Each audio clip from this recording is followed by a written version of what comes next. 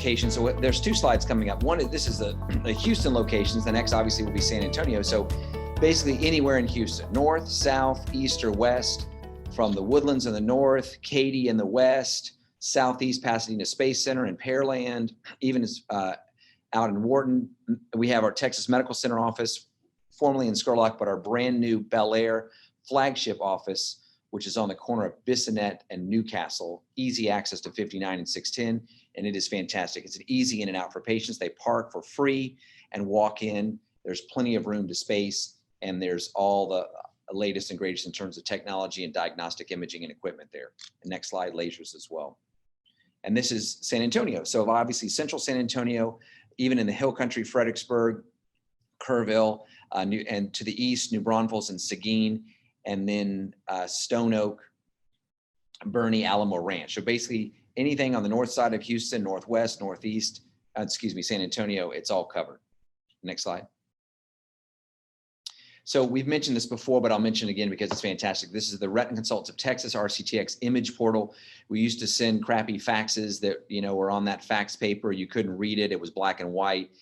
It's a very simple sign-up process. You register at that website. You complete the very short, easy registration form. You confirm your email. Then we are able, in a HIPAA compliant, and that's key, HIPAA compliant manner, to talk back and forth and send images back and forth that are really, really good, both FAs, fundus photography. So you say, listen, I'm not sure if this is white without pressure, or maybe it's a horseshoe retinal tear because it looks like white without pressure that's horseshoe shaped, or I don't know. Send us that image and we'll look at it. Next slide.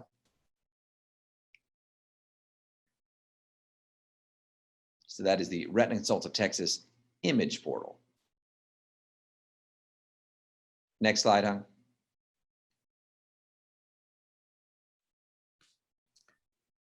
And then upcoming, I'll jump ahead. I know what's coming.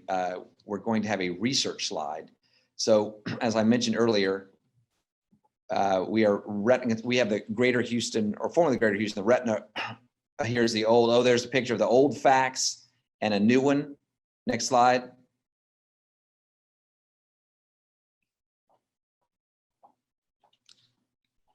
So there's your old faxes that you've seen. And I guess we're ready to start with Chin. There was one thing I wanted to mention. There we go. I wanted to hit on the Texas Retina Research Foundation. Again, it's a 501c3. This is a nonprofit organization separate from our clinical entity of Retina Consultants of Texas, and it promotes education and research related to basically anything retina. And any donations, of course, are tax deductible. But this is the 501c3 research arm that is fantastic and really, really helped patients all over in a fantastic way, and really pushes the envelope of what we can do with retina, both surgically and medically. Now I think we're ready for Dr. Wong. Dr. Wong, you will go first. Next slide and take it away, Dr. Wong. Okay.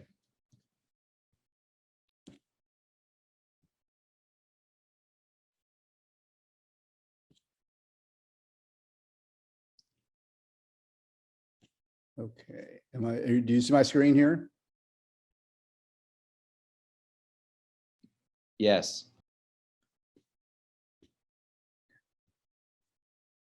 So I'm going to show a few cases. This first one is a 31-year-old myopic female who's referred by her optometrist for distorted vision in the right eye for 5 days, and her vision was 20/50. What you see on the OCT, you might look at this and say, oh, this is deja vu. This is what you talked about at the last CE, and Dr. Benz did speak about this. And you might ask, how is this a surgical case? Well, 30 years ago, I would have done surgery on this sort of patient. I would have done surgery and pulled out the membrane, and they probably wouldn't have done great, because of the recurrence rate was very high. Now we have VEGF, and we understand VEGF and anti-VEGF, and a patient like this is treated, with anti-VEGF. So she received monthly Avastin for about 3 months, and then it extended out to about 6 weeks, and her vision improved about 20/30. So you can see this is actually a vertical cut, but the subretinal lesion has dissolved nicely, and she did very well. And so she kept treatment for about 1.5 years, and she finally stabilized, and we extended her to 2 months. At that time, her vision was about 20/30, and this is what her OCT looked like. So I guess because of the mask and such, she thought she must have misheard and thought we said 10 months because that's when she came back. And her vision was hazy now for about the past 2 weeks, and the acuity had dropped to about 20/70. And looking at her OCT, you can see that she has intraretinal edema.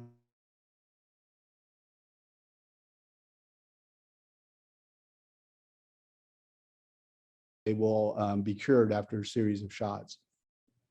So we then restarted the Avastin and then changed to Lucentis, and her vision came back to 20/50. She did very well. You can see the subretinal fluids resolved, but she's now developing a little splitting of the retina, what we call foveoschisis in the retina.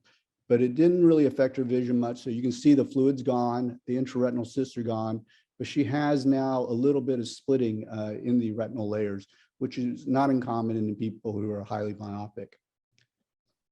So 6 months later, after a year of injections, she's 20/50, not quite back to 20/30, but this is how her retina looks. And she has a little bit more splitting, and there's a little bit more thickness to the retina, although she still maintains a very good foveal depression.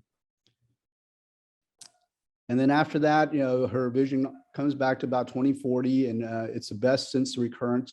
And if you look at it, she develops a little bit of the epiretinal membrane, and there's more splitting of the retina. And you can see comparison to 6 months earlier. And she's still 20/40, very, very good vision. And she comes back the next month and her vision drops. She's complaining of slight blurriness in her vision.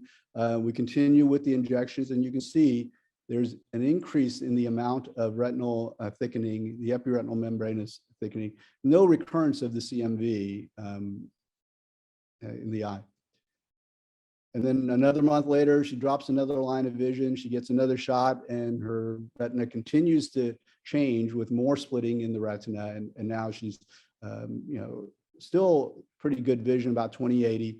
But her vision fluctuates over the next 6 months from about 20/80 to 2200 while receiving regular injections.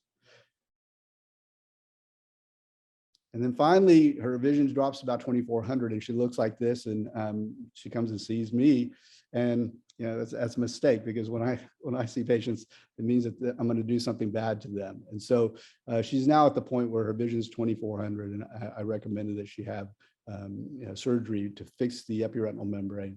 And this is what Dr. Baskin talked about last month.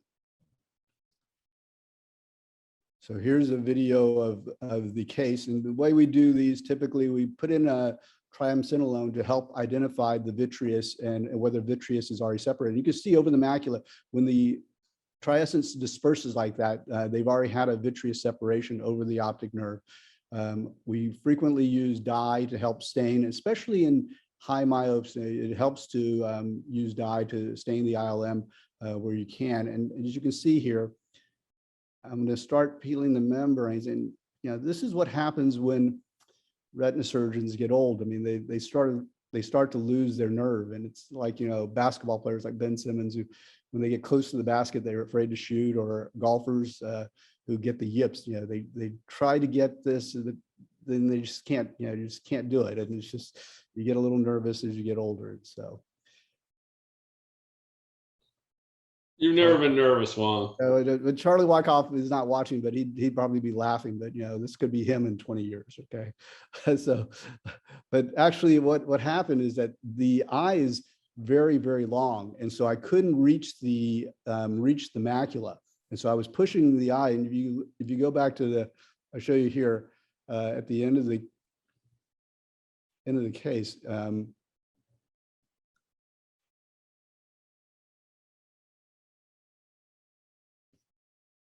You can see what happens is that as I push down, because of her scleral rigidity, most of high myopes are their sclera is pretty, pretty flexible, and you can actually push down.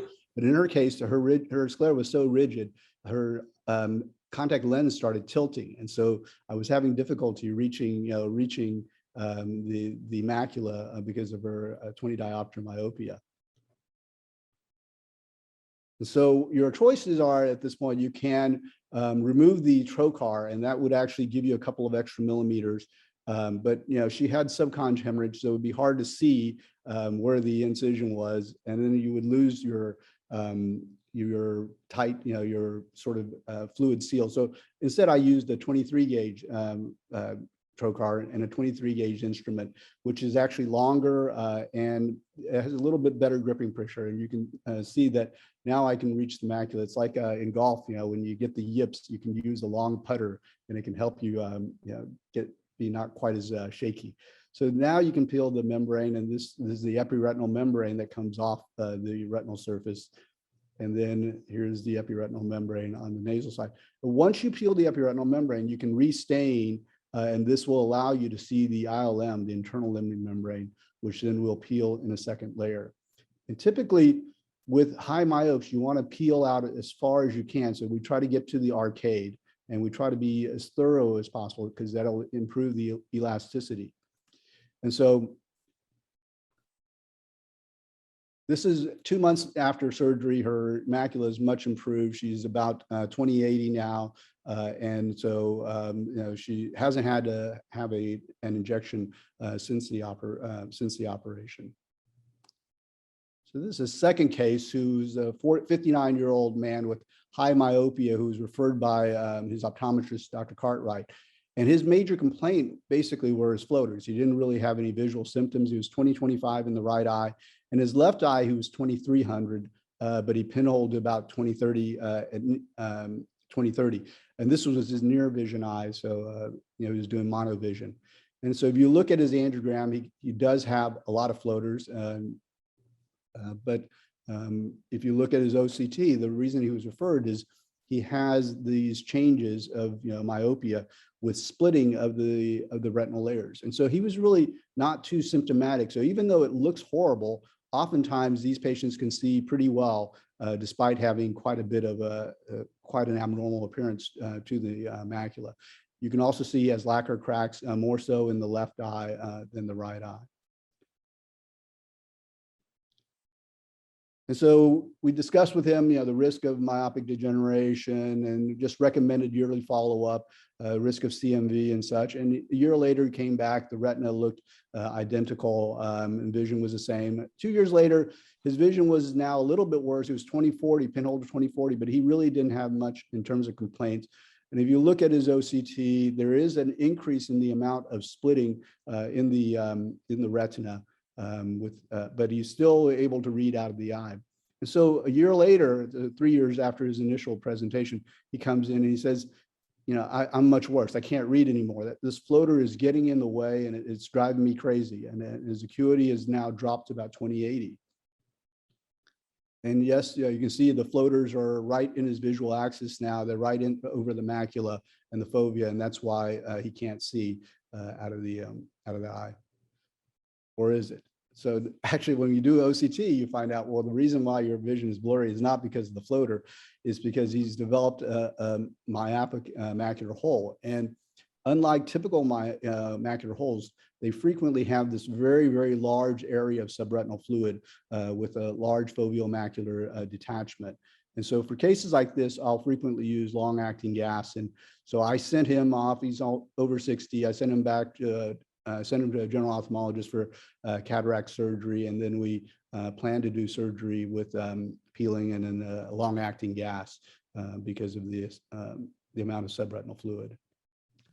And so here's his video of his case. So I did the triamcinolone, and we used IC green. This is a few years ago before one of the other stains that we have, Brilliant Blue, became available.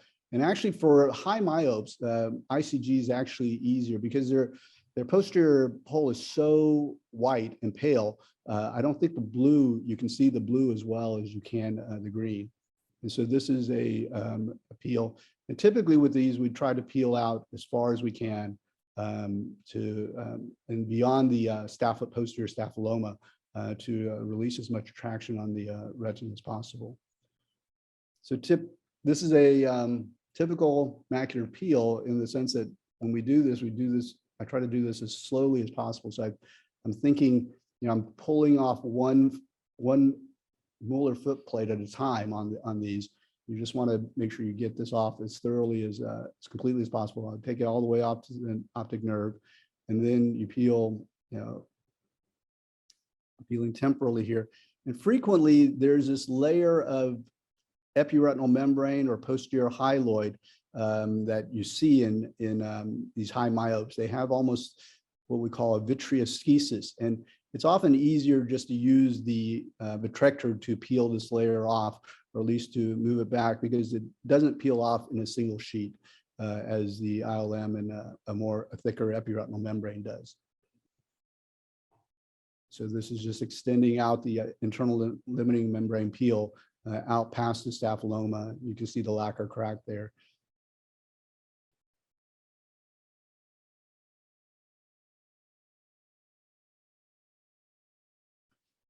And usually, in these patients, you have to really tease off that that vitreous schisis, that cortical vitreous. And we see this often in diabetics as well, because they have areas of vitreous hemorrhage, and then the vitreous becomes very very syneretic in those locations. And so if you don't get off the vitreous and the hyaloid completely, then you run the risk of having recurrent detachments and holes in the retina where you've lasered and such. So it's really important to make sure we identify the hyaloid and get a good vitrectomy and actually remove the vitreous cortex as well.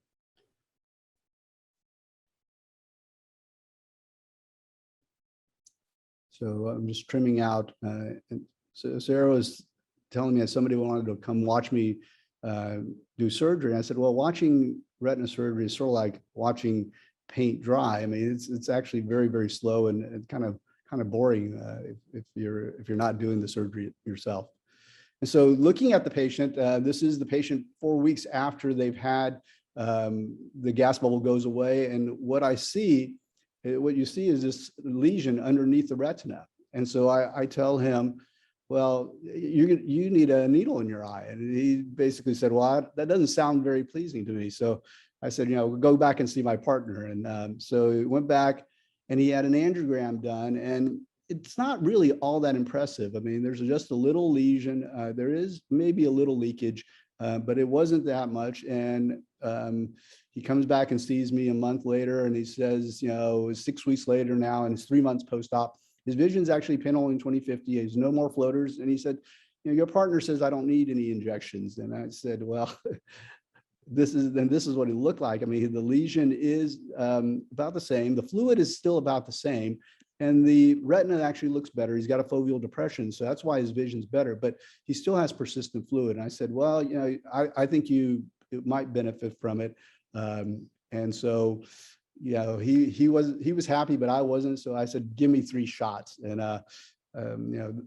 Leonard Skinner wrote the song about Lucentis. Give me 3 shots, mister, and you won't have to see me no more. So I convinced him to let me have 3 shots. And so 3 shots later, he's actually a little bit better. He still has some fluid. And so some people would say, well, that fluid may have gone away. Because I've had patients who had Jetria and very large retinal detachments with macular hole, and they went away. But I basically thought he did much better with the injections. And so I told him, well, we have to continue. And so I lied, we're gonna have to do more. And so I injected him 3 more times, and the fluid actually got a little bit better. And he wound up getting a year's worth of injections in this eye.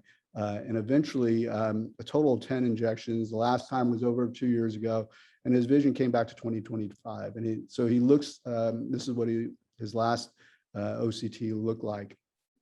Now, I also lied about his having to come back and not having to come back and see me, because what happened in his other eye is that he developed some changes. So he was 20/25 with a pretty normal macula 5 years ago.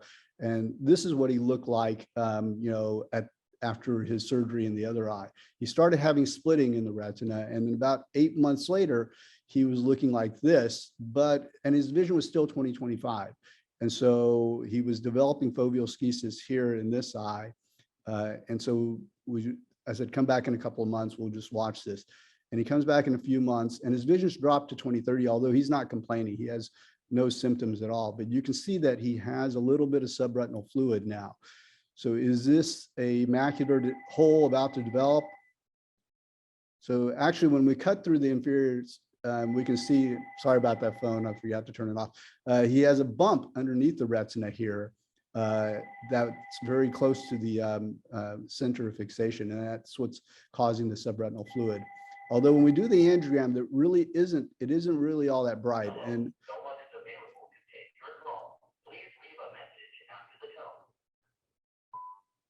sorry about that.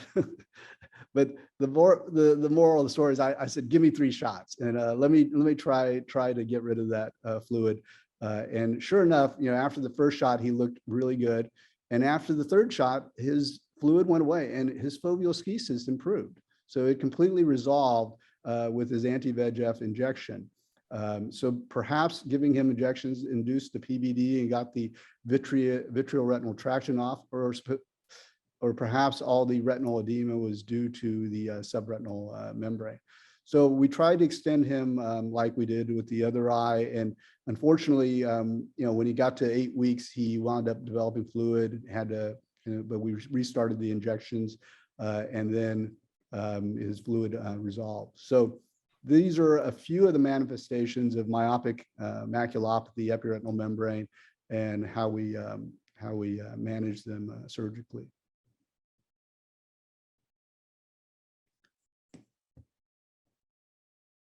And that's all. Any questions?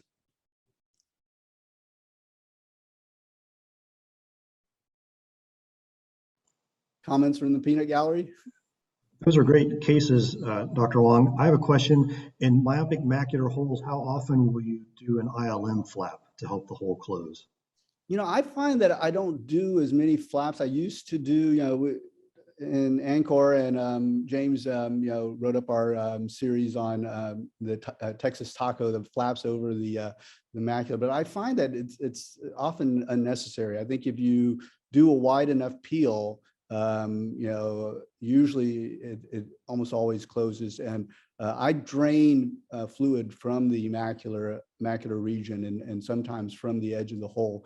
I think that helps to close the holes. I really don't find that the flaps help me as much as other people say. Dr. Wong, what is your experience with bad myopic posterior staphylomas and using a buckle, posterior buckle, or a macular buckle? So I have none. I have no experience of that, but I've heard it described, and I'm not sure how to put on a macular buckle. But if you do one, let me know. I would like to see that. Will do. Yeah.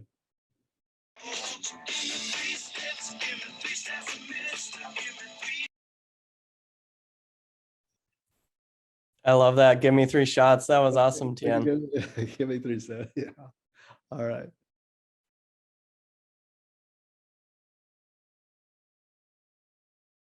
Okay, take it over. Take it away, Gary.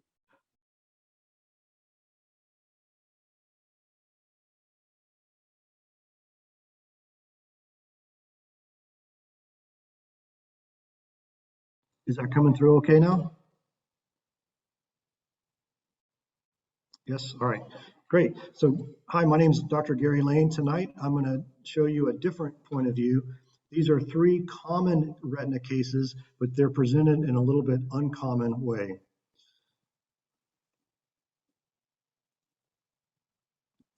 The first case is going to be a vitrectomy.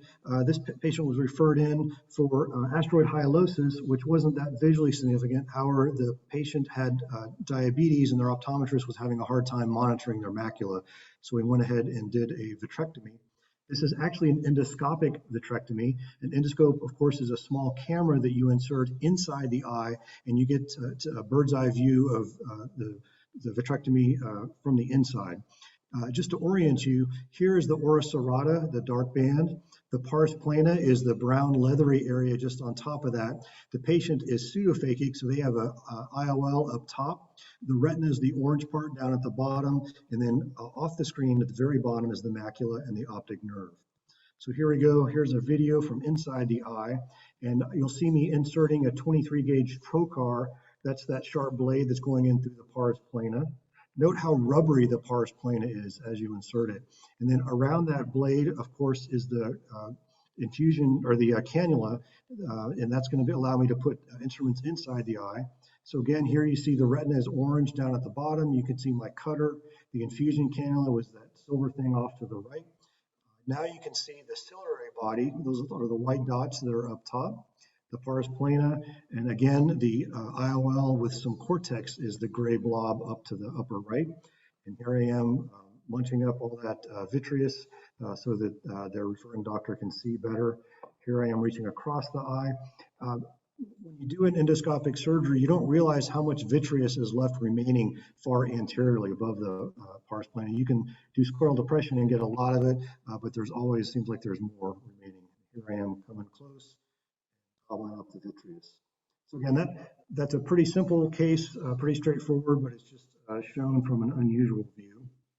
Let's go and finish up with that and go on to the next case. The next case is a scleral buckle.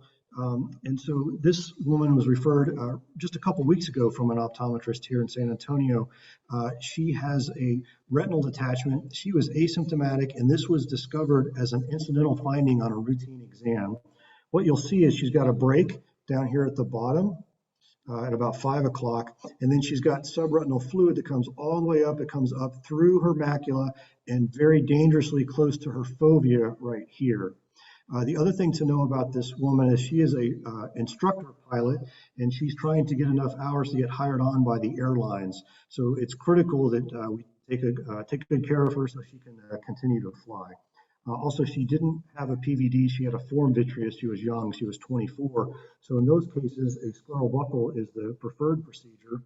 Now, you hardly ever see videos of scleral buckles. That's because we don't normally use the microscope. We use loupes and an indirect ophthalmoscope, so you don't really get to see what's going on. But in this case, I went ahead and made a video through the microscope so you can see what I see.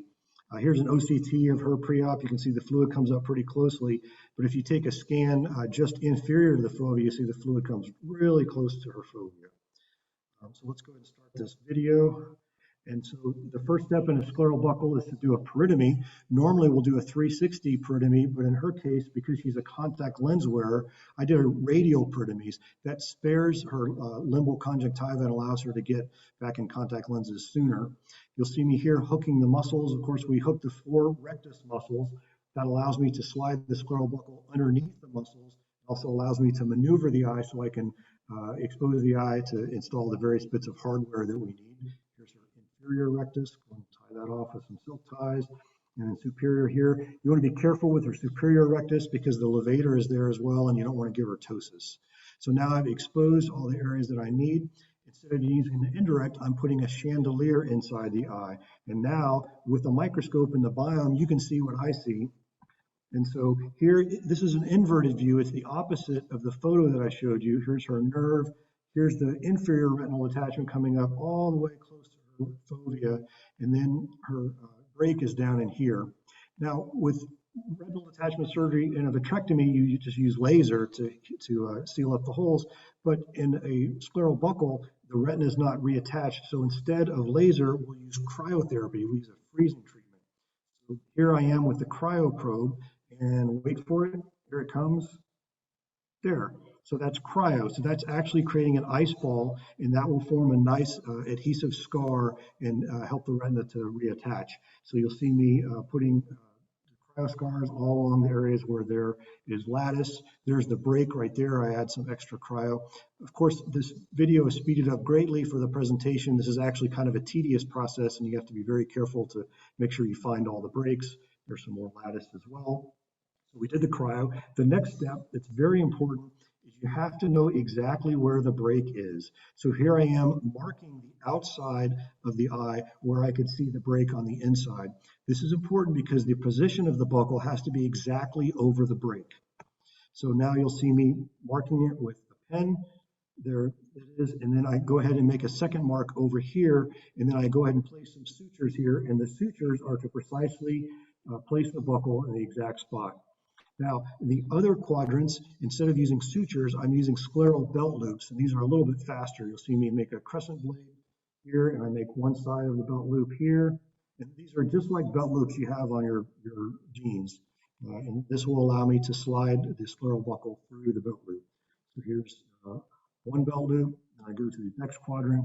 I go ahead and mark where the band should go. You'll see that I use the crescent blade at a very shallow angle, and I make the belt loops that way. That makes it a lot easier to slide the buckle through. If you'll notice here, the sclera is pretty thin. It's kind of blue in this area, so you just have to be extra careful not to perforate the globe when you make these belt loops. Go ahead and finish this one up. Those. So after this, I'm going to go ahead and put the buckle around the eye. So let me show you what a scleral buckle looks like. This is the buckling element. This particular one is a 41 band. It's just hard silicone rubber. I'm going to go ahead and trim it. Again, that's to make it easier to pass through these scleral belt loops. And you'll notice that I'm making a beveled edge. I'm holding the scissors a little bit sideways, and that makes a nice edge, almost like a butter knife, and it slides really easily through the eye. Here's the other side. There it is. And so I'm going to tie down this buckle in the inferotemporal quadrant where the break is, and then I'll go ahead and slide it around the eye. You'll see here in a second. So here it is. It's going through one of the belt loops. I go underneath the rectus muscle here. And again, you want to be careful to not entrap any of the rectus muscle in the buckle so you don't cause diplopia. And again, through the scleral belt loop, underneath the rectus muscle. And then here we are. That was the break again that was marked. I want to make sure I position that correctly. I'm going to tie down the buckle here. And then this is a 72 sleeve. This is just a big rubber band that I put to hold the buckle together. By the way, that white stuff on the hemostat, that's actually antibiotic. That's we soaked the buckle in antibiotic before the surgery. And so now I'm just going to take the other end, slip it through.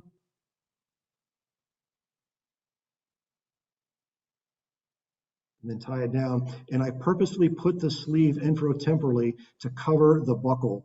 So I get the most support there. I'm just checking it, and the break is actually very well supported. The buckle is posterior enough. Now, this is a 112 radial element, and sometimes I'll use this in a quadrant to get extra support. So I'm going to go ahead and look at that. I'll cut it or trim it, and now I'm going to stuff that in there. And you can use these to get you some extra height. But what I'll do is I'll put it in, and then I'll take a look, and it doesn't really add that much to the height. And again, this is a young woman, and that's inferotemporal. I don't want her to have a big piece of hardware that would be visible. So I'll go ahead and just remove that because it's not necessary. This is the most dangerous part of the surgery. This is removing the subretinal fluid. There's two ways to remove the subretinal fluid. One is externally. The other way is internally with a needle. Basically, you just stick a needle through the side of the eye into the subretinal space and drain the fluid. So this is a 26 gauge needle, and I'll go back inside the eye, and you'll see the needle. It's actually right here. This is the needle into the subretinal space, and I'm going to drain some of this thick subretinal fluid out, and that'll help the detachment to heal more quickly. And as soon as the retina gets close to the needle, I'll go ahead and pull the needle out. You'll see that happen right there. And then that's about it. So now you'll just see me go ahead and closing. I'm going to tie down the buckle in the right position, and I'll trim it.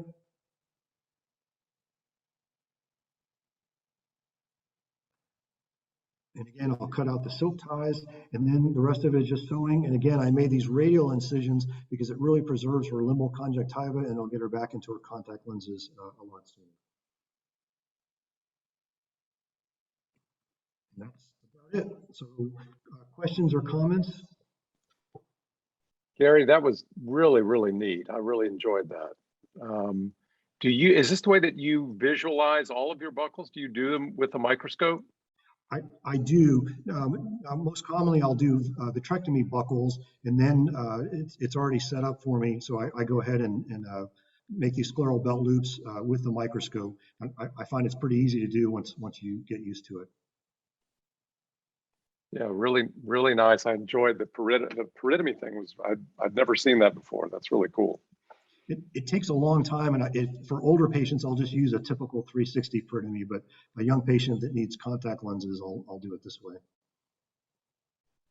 Gary, do you suture that one quadrant just for extra imbrication, basically?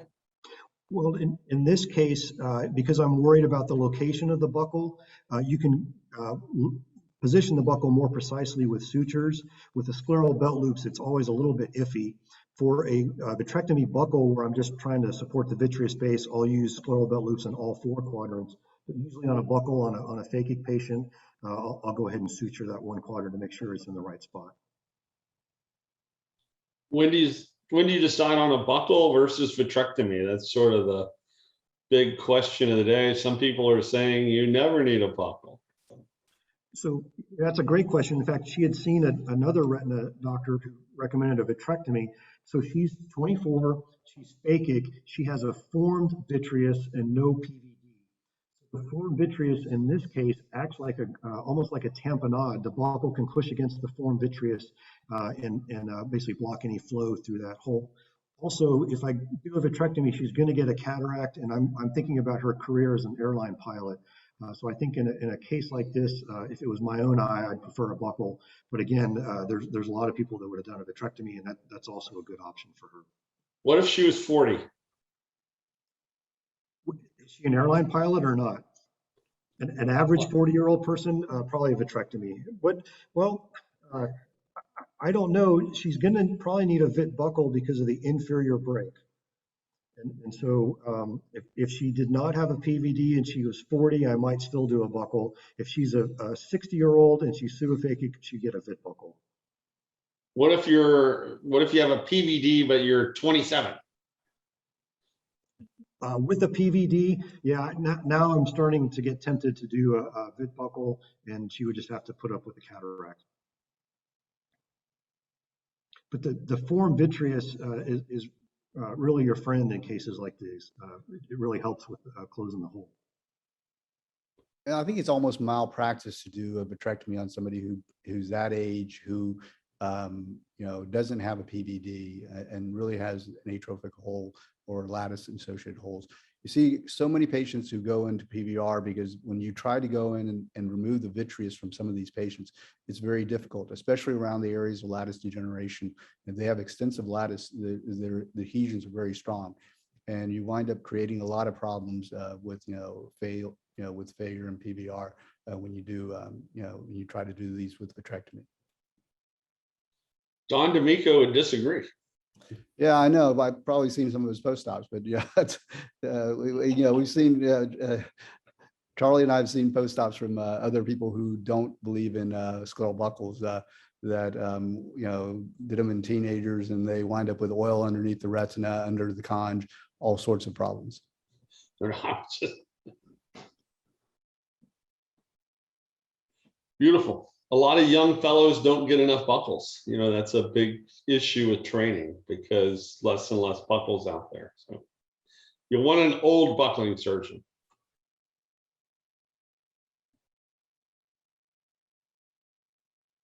Gary, it's Rosa. Do you ever use the sponge, 506 sponge, or do you always just use the silicone band?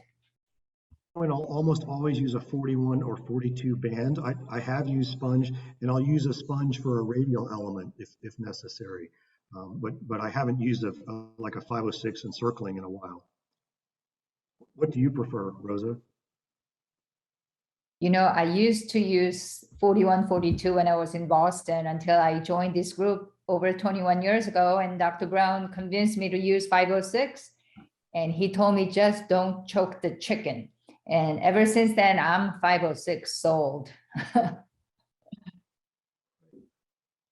have to put a 506 on next. You just got to tie it end to end. That's the whole key. If you get a sponge and it's segmental, they curve up and they tend to cause conj problems. You tie it end to end like a pool noodle, then you got smooth edges all the way. So. Nice. All right, let's go on to the next case. Okay, WestU is doing this crazy thing where they're tearing up Buffalo Speedway and changing all the infrastructure. And so my previously fantastic fiber internet has been really wonky the last week. So I'm going to have Hung run it, and I old-fashioned style will say next.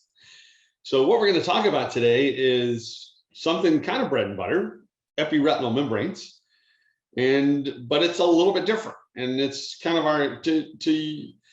in terms of referral, anybody who's got crinkling of the retina and, has visual distortion, they're 20/30 or 20/40 or even worse.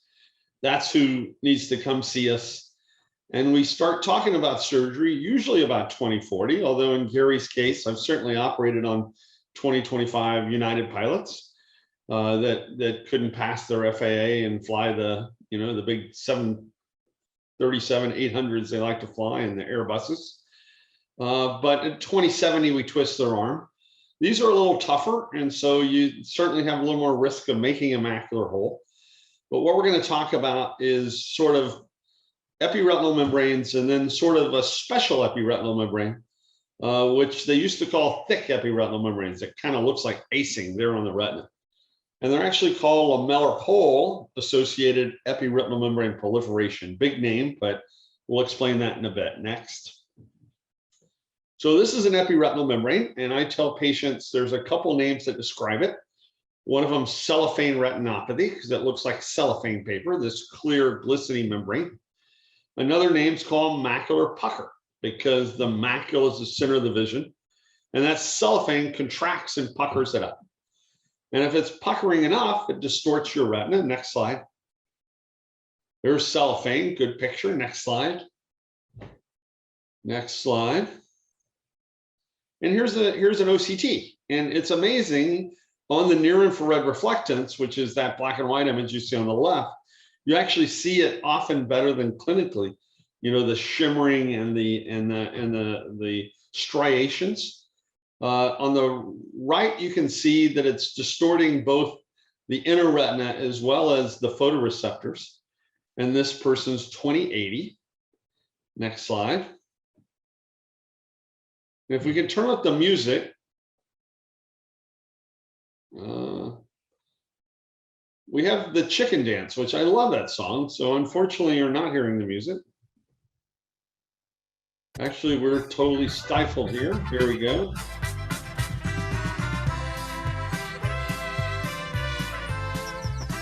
This is actually Dr. Wong. He takes great videos, and I stole it from him. And this is a 25 gauge. And we regrasp. And you're literally just pulling this sucker off. And then you can either pull it out the port, or you can push it back in and eat it up with your vitrector. But if you leave it alone, then they have this massive floater, like if it gets stuck coming out the port. And then that's terribly embarrassing, but we try not to do that. So that's your bread and butter epiretinal membrane. And how did Dr. Wong do? Next. Here it was before. Next.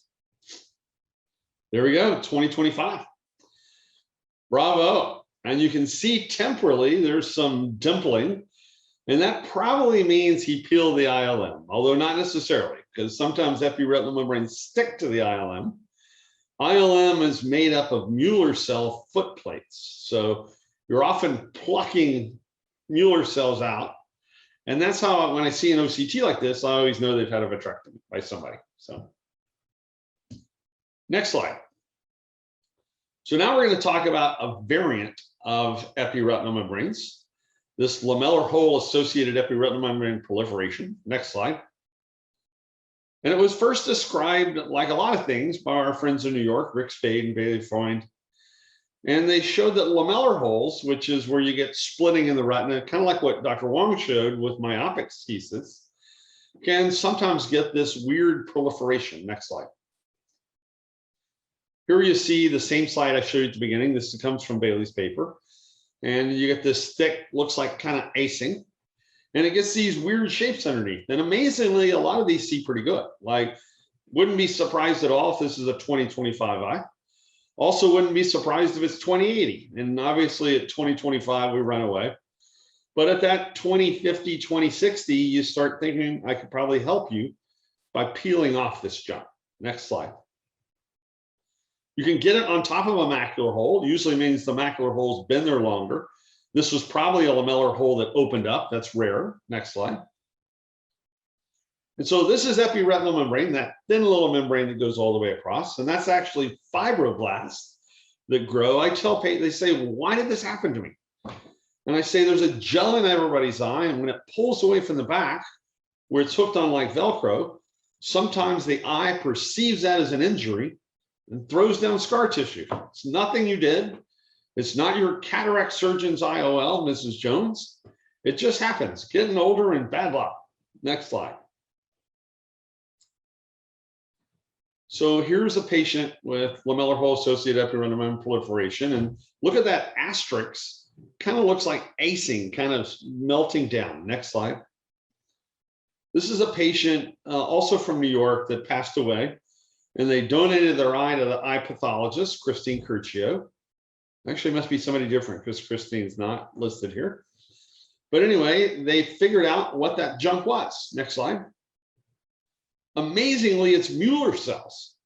And Mueller cells are the inside, like the middle layers in the retina, the stuff that help your nerve fibers hook into and support your photoreceptor endings and your bipolar cells and amacrine cells and all those things. So because you get splitting, for some reason, you get Mueller cells that then come out and then grow around the retina. So it's really cool that it's different. And does it work different surgically? Next slide. Here's a patient of mine referred by their optometrist a few years back because I fixed their macular hole. And I've been watching them and their vision's getting worse and worse with this thing. And he says, Doc, you fixed my hole in the other eye. Why can't you fix this? And I go, what the heck? Let's take you to surgery. Next slide. So this is Buck Owens and the Buckaroos, Bakersfield Sound. And my music has stifled it. This is the infusions we put in. Sort of a vitrectomy, getting rid of that pesky gel that gives you floaters. So here I go in, and this is using a 27 gauge forceps through a 25 gauge hole. And if you look, it looks yellow and gummy. And as I'm peeling, it's gummy and thick, and it's not coming off in that nice cellophane sheet like Dr. Wong. Could be because he's smoother than I am, but partially because it's this junk. It's a lot harder work. In other words, if you make the same amount of money, it's the same code, but this one is like 10 times the work, but it's fun. So here I am peeling all this yellow gummy stuff off.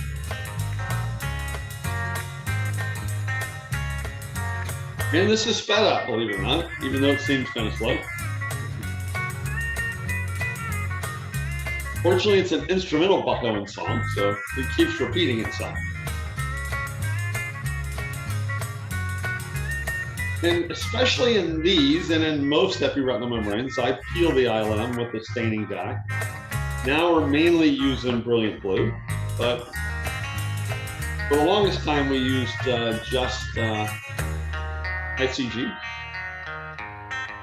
So here and keep peeling this stuff.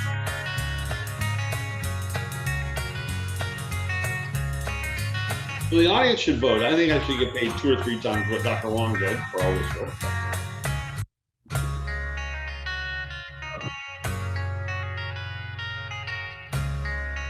So you gotta be careful next to the hole, because you're always worried you're gonna make a hole. So I eat this junk up, pull it out, look at this gummy stuff. Here I'm staining with ICG. And the ICG is the Mueller footprints. So you can see it goes everywhere except to the temporal side. And it's because, you'll see, here I am peeling the ICG. And again, it peels, it's a little fragmented, but it peels easier than the gummy LHEP stuff.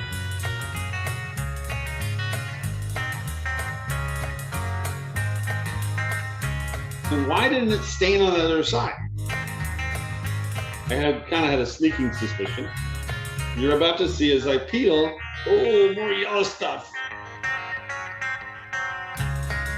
So I've missed that whole temporal high shape of yellow stuff. So I go back in, peel that junk.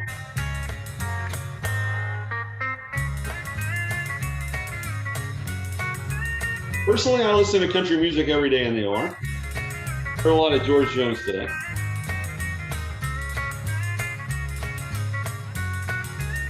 Stain, and now you just see where I missed. like that's where that LHCP was. It was underneath. Stain that up. I think, good gosh, I've been terribly lucky not to get a macular hole. I'm going to go ahead and leave them under air. So even though I didn't think I'd created a macular hole, I do. Here I'm tickling the tiger, and Dr. Wong can tell me when I shouldn't do this, but you try to take it, then you say, oops, I can only be lucky that long, so I left it alone.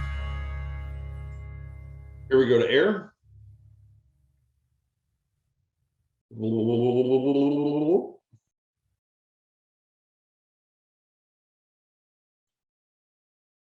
Next slide.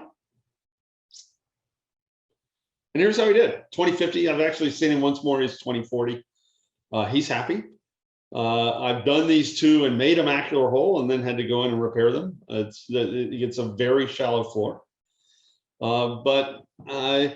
It goes to show you that if there's scar tissue on the surface of the retina or this junk, that's when to refer if they're visually bothered. If they're 20/25 and not bothered, certainly you can continue to follow. These, I tell patients with the average macular pucker that about half get worse, about half stay the same. And they usually get worse over a set period of time. They usually don't get worse years later, although they can. And it's really a lot like cataract surgery. It's when it interferes with their lifestyle.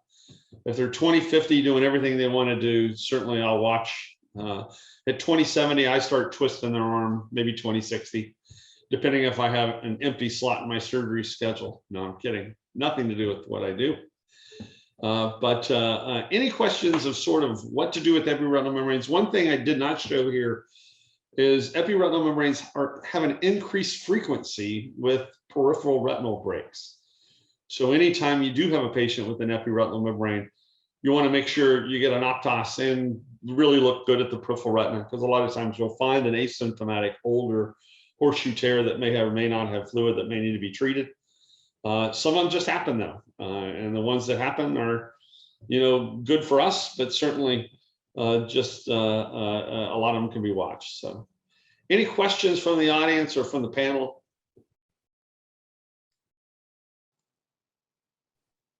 Dr. Brown, because these are associated with Mueller cell proliferation, do they have a higher risk of recurrence than a regular epiretinal membrane?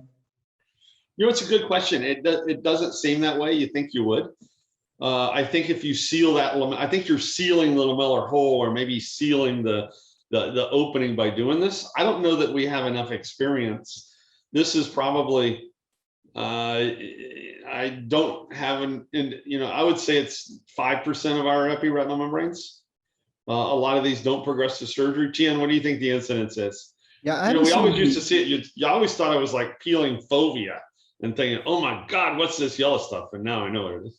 Yeah, it's actually, if you peel the ILM, I haven't seen much recurrence. But one of the interesting things, if you look at Dave's last slide, a lot of these patients that I peeled, I thought, well, they're not going to do that well because they're very, very thin centrally.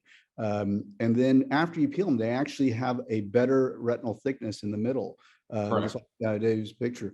And I don't know if it's because it's being stretched apart by this, this proliferation or what, but it seems to look better in the center. They often have better thickness afterwards. The other thing is that with some of these cases, if you stain first, you can sometimes get beyond the epiretinal membrane and actually stain the ILM and actually use the ILM to take off that layer so that it decreases the amount of work you have to do. But in your case, that was pretty extensive. It would have probably been difficult to get around. And sometimes when there's a lot of that junk, it's hard to pull the ILM off and get that in a single sheet. So there's recent reports that are a big series that say patients do better without an ILM peel. I ILM peel almost everybody, but anybody going to back away from ILM peeling after those reports? Tian's smiling like a Cheshire cat. I think it's just they must be bad at peeling ILM because if you look at some really dense epiretinal membranes, when you peel them off and you stain them afterwards, they often are missing pieces of the ILM already. And the other patients, sometimes there are other patients that have very, very crinkled ILM, and they're just a sort of a scaffold for recurrent proliferation. But I mean, if you look at our visual results with, macular puckers and macular holes, I mean, people see 20/20 with, without their ILM. So there is older literature that my friend Aaron Civillingham published back in the 90s, looking at epiretinal membrane results in patients. They looked at the pathologic specimens and they found that epiretinal membranes that had ILM included with them when the specimens were submitted were associated with poorer vision. But I think that those were just denser epiretinal membranes and the ILM was stuck. It wasn't really removing the ILM was harmful to the vision. All right, well, we're closing in on 2 or 3 minutes from quitting time. Any last minute questions from either the audience or from our astute panelists? We love doing surgery. We appreciate you sending in surgical cases. It's really some of the funnest stuff we do. We're happy to take care of, your other blinding conditions, but surgical stuff, I think a lot of us, it's what it makes our week when we get those patients. So thank you. Thank you, Dr. Brown, Dr. Wong, Dr. Lane. Those are really, really neat and interesting surgical videos. I think this is one of the best CEs we've had, and you can really see why we enjoy doing retina so much and why it's a privilege to take care of your patients. We love to operate, Dr. Brown said. So last 2 slides, and we'll finish up here. So how to contact Retina Consultants of Texas. You can obviously call the old school way. There's always a physician on call 24/7 and willing to see your patients. There's an online referral. You see the website there at www.retinaconsultantofTexas.com/patient. And then there's also the fax numbers, both Houston-based and San Antonio-based fax. So call, online, or fax. And next slide. And then again, thank you for participating. So how do you get your CE credit, which I know you want? It's captured via Zoom. You're all set. You don't need to do anything. We will submit the 1 hour of therapeutic hour to the Texas board. The upcoming courses, the next CE is December 7th, and that is on Raptor Vision. I am giving that with Dr. Lane, who else, Sarah?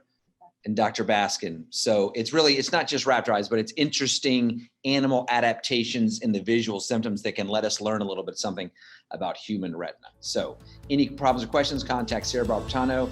Thank you again for participating. This was a really great CE. I learned a lot as hopefully y'all did too as well.